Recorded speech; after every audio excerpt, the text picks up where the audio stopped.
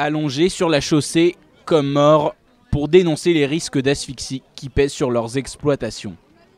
5% des agriculteurs ont déposé le bilan en Haute-Normandie en 2015 et ça va être la catastrophe totale en 2016 puisque les prix continuent de baisser. Quelques heures plus tôt, ils ont déversé le contenu de leur remorque devant la cité administrative de Rouen, symbole selon eux des normes plus nombreuses en France qu'ailleurs. La contrainte administrative, on en parle depuis longtemps, c'est une composante du ras-le-bol des éleveurs. En Bretagne, circulation coupée sur la N165 à Arzal. Des pneus sont brûlés et d'immenses colonnes de fumée s'élèvent dans le ciel.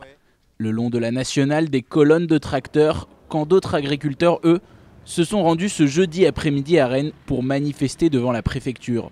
Ils estiment insuffisantes les annonces faites mardi par Stéphane Le Foll, qui a promis 300 millions d'euros d'aide. Le ministre de l'Agriculture nous répond en milieu de semaine, mais il est à côté de ses pompes. Les principaux syndicats ont donc boycotté une table ronde prévue à la préfecture. Ces réunions, ça fait des années qu'on en fait. L'année dernière, on en a déjà eu. On était dans le même état.